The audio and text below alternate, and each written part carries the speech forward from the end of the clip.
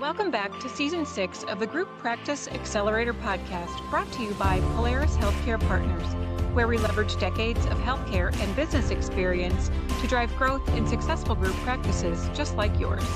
If you're a healthcare entrepreneur and you're interested in building, scaling, or exiting your group practice, you've found not only the industry's leading resource for business education, but a team of trusted advisors dedicated to helping you achieve and exceed your goals. In short, the team at Polaris creates clarity, confidence, and results. I'm your host, Jamie Falasz, and the Group Practice Accelerator podcast is on the air. Hey everyone, thanks for joining us again this week because we're going to cover something very timely that's been coming up in questions from our audience, stemming from recent podcasts around legal, the sale of your practice, and real estate. And that's the subject of leases. Now, as you know, our team works with clients during the entire life cycle of the business, from those looking to expand their footprint all the way to taking you through your sale, with a lot in between, of course. And we know that leases are often a part of that equation, and they can be tricky. So we want to take a close look at how founders need to be thinking when they expand their organizations and what they need to consider around the eventual sale of their business. Like, what kind of lease is right for me? How does my lease impact the value of my business? What if I have a triple net lease and I want to sell my practices? And can a landlord throw a wrench in my sale? These are all really valid questions that we get, and they deserve answers. And since we have several more questions to get to on top of those that I mentioned, we're going to get right to it. And who better to talk us through how to look at leases than our founder and CEO, Diwakar Sinha, who sees these day in and day out, and I'm certain has seen just about every scenario under the sun when it comes to managing this aspect of the business. Diwakar, welcome back to the show. Jamie, thanks for having me. So lots to cover here today, and we've been getting a ton of questions in response to some recent podcasts. So can we start with maybe a look at the types of leases? Let's go over that first, if you don't mind. Yes. So traditionally, there's three types of leases. One is a gross lease, whereas you're just deferring all the CAM expenses to the landlord, right? One is going to be what we're starting to see more and more common over the last 5 to 10 years, if not even a little bit longer, is a triple net lease. Yeah. And then there's an absolute triple net lease. So there's, even a step into that. And effectively, an absolute, let's say, well, first of all, triple net lease is that you're taking over the space, depending on the lease, typically responsible for all the CAM charges of property taxes and insurance and maintenance. That's, of course, pro rata allocated to you based typically, again, language matters in the lease, on your lease. And it's going to probably fluctuate up or down a little bit. Example, if you're up in Boston, Massachusetts, year over year is going to probably change. And that's going to change your CAM charges for those few months, right? Property taxes tend to be stable. Of course, they're going to escalate slowly. Insurance is going to escalate slowly. So I think you can anticipate that with the escalation in your lease. And then the last one is the absolute triple net lease, whereas you're responsible for everything. Whereas difference between an absolute and a triple net is, in a triple net, major things, structural things, like an HVAC, depending again how your lease is written, a responsibility of the landlord. And then in an absolute triple net, they're going to be written in the fact that you are responsible for everything.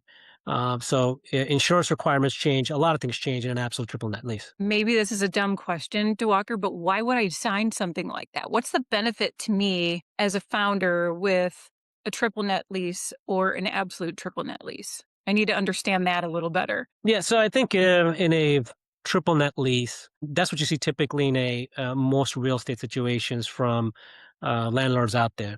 Some landlords, again, some founders may be looking at a transacting to a healthcare REIT or healthcare platform, or the landlord you're looking at a space with may have transacted to a REIT or a different real estate buyer, where the terms of that might be that it is going to be absolute triple net under that asset.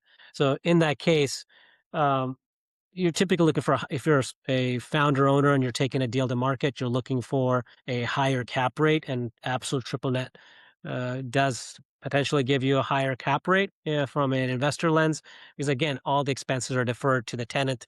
It could be as extreme as, if the building burns down tomorrow, that is your responsibility. Yeah. So and can you offset that? Yeah, just have to get different insurance that covers cost to rebuild and all these things for those issues, and consider the increase in insurance premiums that might be different than a lease, and then also the deductibles that might be associated with it. So I think those are things to consider when you are facing an absolute triple net. On the sell side, I do want to comment additionally, it's really hard that if you're in a space that has an absolute triple net, to find the breadth of buyers out there Mhm. that you need to run a full process, because majority of them are going to be somewhat conservative on the approach of taking on an absolute triple net lease for the reasons I just mentioned. Yes. Because they don't want to be responsible for the real estate aspect of those things. That said, again, you can offset those with the right insurance. Yeah, they wouldn't exist if there weren't a benefit to both sides, right? So I think we need to Yep. consider all of those factors, and sure, it does narrow your bandwidth of buyers if you're a seller, but again, there are benefits and that can really be tackled at the end of the day. So if I'm looking at those different types of leases, how does that structure influence the overall value of my business? It's a great question. Yeah. So I'll answer that in two ways. From a founder side, if you own the real estate and you're exploring options for transacting your real estate, right? I think if you're talking to on the real estate side, from a real estate buyer's lens or a advisor's lens, they are going to look to say, "Hey, absolute triple net gets you the best potential valuation on that space with the higher cap rate." And I'm not saying it's an absolute, but it's in majority cases you're going to see that level of improved valuation. That said, I don't believe it encompasses how the buy side will look at it when you go to market. So it can impact valuation. If in a process we wanted to bring in 30 to 50 interested parties, that might limit us to 10 or 15. So yeah, does that impact valuation? Yes, to some level, because you have to now make sure that is taken into consideration that we have less interested parties. Mhm. I will tell you, economically, we do burn the practice differently when we take into market. So for financial modeling purposes, it's fully accounted for. So when we provide our clients guidance and say, "Hey, here's your baseline positioning in EBITDA, and here's how the operational efficiency we need to think about going forward, and here's how we need to think about being in market," we will take that into account if it's an absolute triple net versus a traditional triple net. So that's from a founder lens. All right. So again, if you're thinking of going to market and selling your real estate, definitely come to us and have us evaluate how you're thinking about it, so we can provide you the guidance on how that impacts the value of transacting in that business. If you are leasing a space from a third party and it's absolute triple net, then we need to again look at assignability clauses, look at insurance requirements, and again, if it's one location out of 10 locations, that's not an issue. If it's 10 out of 10 locations, that's probably going to be an issue. Yeah. For the same reasons I just mentioned above, it limits the buyer pool, and they have to now understand the insurance risks or insurance aspects, and they have to now start looking at the CapEx needs, age of HVAC, and different things around the facility, because they do have to, candidly think about those things on an ongoing maintenance and an ongoing burden position. So we might go back 2 to 5 years in that business, look at CapEx needs and any insurance claims, and then obviously, potentially look at different ways to work around the insurance issue. Well, and let's look at that. You addressed, I think, most of that in your answer, but I want to look at it in terms of a longer term exit strategy. What if I've got an absolute triple net lease now, but I'm not planning to exit for another 10 years? What do I need to be thinking about? And also in lease renegotiation, that comes to mind with that long term exit strategy too. Yeah, I think if you have a lease today that's an absolute triple net, again, if you're not the founder owner of that business and you haven't already transacted, I think that from a tenant side, you want to renegotiate that lease at the next available option to have it as a triple net lease. Now, I'm not saying the landlords will agree to it, and you have to evaluate those options if you're 5 to 10 years out as you're negotiating leases. But always, my goal here on this podcast is to educate how buy side looks at from a real estate aspect of acquiring or working with a strategic when you're going to market. I think those things are to be considered because sometimes from the real estate side, they're not taking aside how that impacts practice valuation. And, we're going to look at it from both sides and then work, of course, to make sure the real estate's done correctly with the right individual. Again, we work with a lot of good real estate experts and legal experts that can help augment our advice and validate and potentially provide you different opinions to kind of go along and help you conclude on how to think about your go-to-market process if it's 12 months down the road or 10 years down the road. Yeah, so let's stay on that track for a second. If I have one of these leases, how can they delay my deal? How can they kill my deal? Like, what are the biggest red flags with those specifically? I have another question in mind that I want to ask you, but before we leave the how does it impact my exit strategy category of the conversation, I want to look at those red flags that can delay and kill a deal so we can get ahead of those. Yeah, and I think we previously had a council that talked about issues around leases and going to market. Yeah, so I think it'd be meaningful for audience members to revisit that podcast and kind of get that legal perspective on it as well. But yeah, I mean, on a surface level, assignability clauses and leases matter, like reasonable assignability. You need to kind of think through when you're signing a lease, have a conversation with the landlord, like, hey, if I transact this and bring in a strategic or a financial sponsor, how are you going to look at that? Let's have that conversation today. For them, in theory, it should be better because they're bringing on a better backing to the space. But you want to validate that in a good, open conversation. Hey, here's how I'm thinking of my business a year, or 5 years, or 10 years down the road. And I think just having that conversation allows the doctor to or the healthcare group to understand how that landlord will revisit their deal, and understand mindset. And again, if you have landlord one that seems very conservative on changes of lease, and they're a dollar square foot cheaper, and landlord two is a dollar more square feet, but they're hey man, like I understand this, and I'm happy for you if you do that.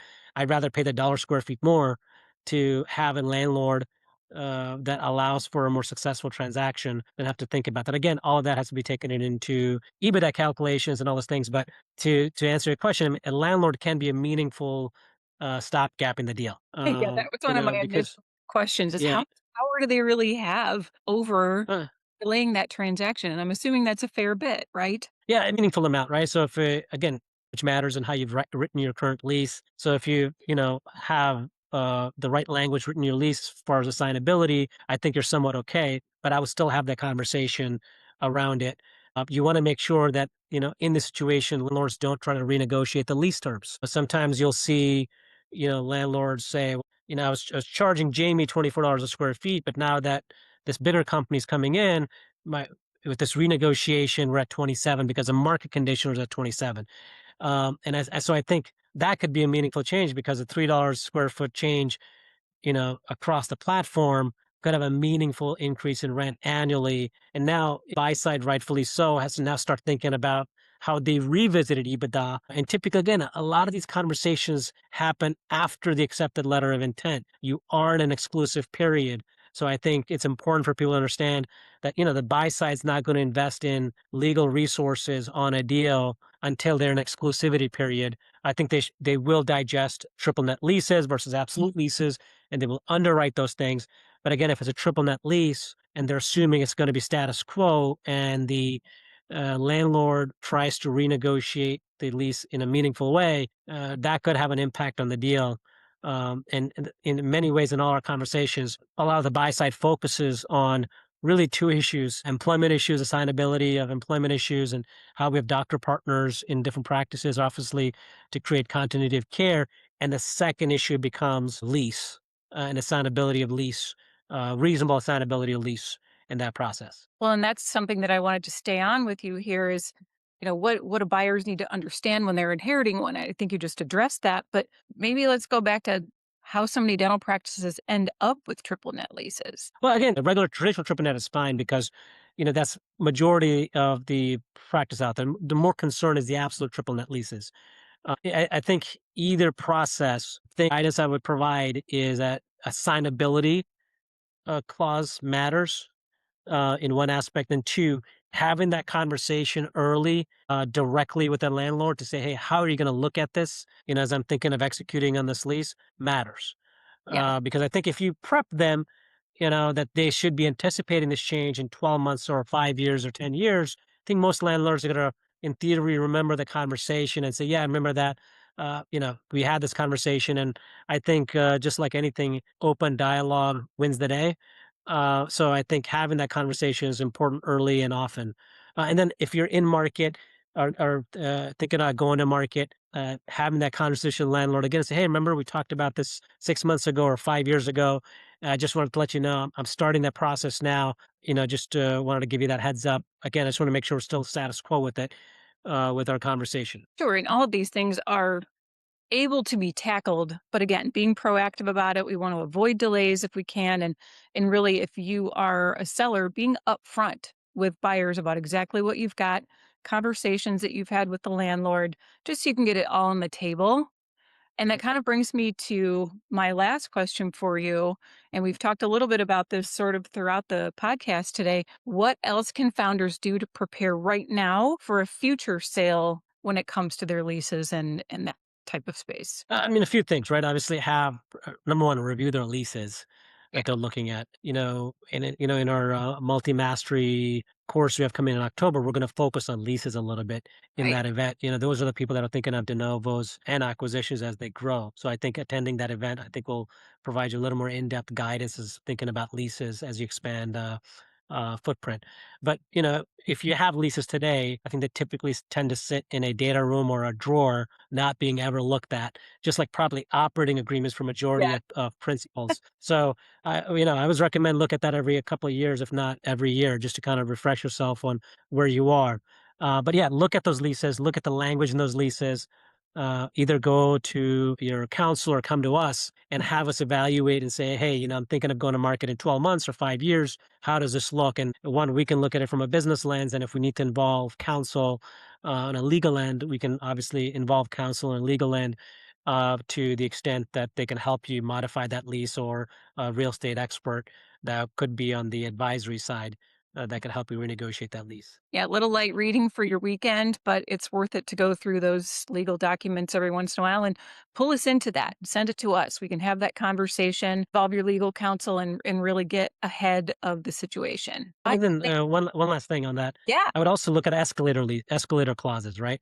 I think how you structure escalator clauses and renewal clauses matter. So, some people might be a year out from exiting their lease. If they have renewal options, that's fine. Just execute on your renewal option and look at those things. But I think some people at the end of the lease say, do I need another 10-year lease to go to market? I think renewal options matter more than the term of the lease, because inclusive of all renewals is what we're focused on. okay, tell us about those clauses that you mentioned for those that might not be familiar with it. Well, one is an option to renew the lease, and one is an option to renew at a predetermined process. I think the majority of leases, again, are the first option, whereas basically it says, okay, Jamie, you have a 10-year lease with me, and you have the option to renew the lease at market rate.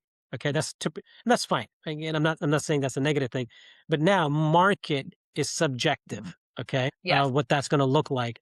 Now, don't get me wrong. I think from a landlord lens, I think they're going to try to keep you as a tenant, and having the right advisors can make sure you're in a good position there. But you do leave some positions exposed by that language. The other position to effectively negotiate and have in your existing lease is have a predetermined increase. Okay, now, there's pros and cons, and I'll kind of use a couple economic changes in our last 20 years of me in the healthcare space. Is if you say, in the renewal clause, your max renewal can still be at a 2.5% escalator or 3.5% escalator. So, yeah, sure. From your existing, let's say your lease last year was 100,000 in annual payments, it might go up to 102,500 or 103,000 annually in that space, right? Because in your renewal, you've defined that. Like, so I'm a more like have it defined person. That being said, there's a couple economic climates. What I would say is probably could compete against my logic. One is 2008, Yeah. the real estate collapse. I think if you had renewed and had this fixed clause, you would still be escalating versus Yes. you could have renegotiated to a better term. COVID, I think during that period of 20 to 22, early part of 22, I think there was tremendous empty office space, or you could have negotiated better terms. So I do think there are situations out there where just having that clause of a renewal at market seems to serve its purpose. But in exclusive of those, or even 9/11 exclusive of those three events over the last 20 plus years, I think having a predetermined renewal process allows you to have some level of surety in what you should experience in the change or renewal. To me, that gives me security in knowing exactly what money I need to have set aside for this bucket of my business. But and barring global and national unexpected, so to speak, events, I think there's some safety to be had in that. But that's just my personal opinion. You have to do what's right for your business. And I'm glad that you brought up the multi-site mastery event that we are co-sponsoring with Midmark this October 7th through 9th at their design center in Versailles, Ohio. You're going to hear from Diwakar on all aspects of business, including leases and expanding your footprint, expanding your business. So I'll link to that in the show notes so you can check it out. We have 10 different speakers you can hear from, everything from partnerships to legal to outfitting your workflow the right way. So you really want to check that out. Well, Diwakar, thank you for coming on today. We appreciate the explanation. We got a lot of questions around some recent podcasts, so I think it was good to have you clarify for our listeners what all of this means for their business and how you can really get ahead of it now. Jamie, thanks for having me, and hopefully the audience, has a good takeaway and looks at this information moving forward. 100%. And to all of you, we love the questions that you send us, so keep them coming and we'll keep delivering the content that you asked for.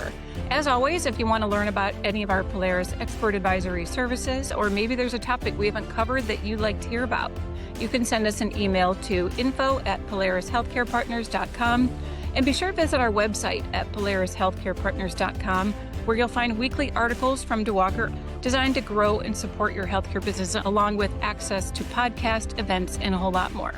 Thanks so much for being a loyal listener and subscriber. If you enjoyed today's episode, please share it with a colleague and be sure to leave us a rating on any of your favorite podcast platforms. We'll see you on the next episode of the Group Practice Accelerator Podcast.